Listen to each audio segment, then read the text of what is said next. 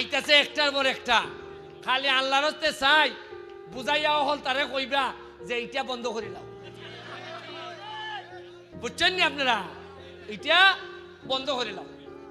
আপাতত খটা দেন, ব্যারিস্টারের তার মতো কাম করতে দাও।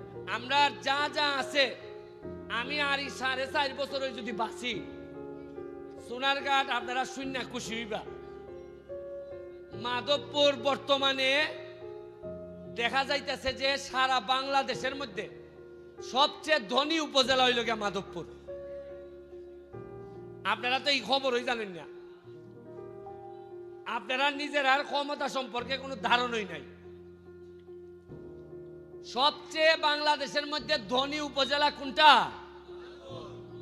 আর এরা আর আমরা মিল্লা ই এলাকার এমপি। আমি কালকে একটা গার্মেন্টস গেছিলাম,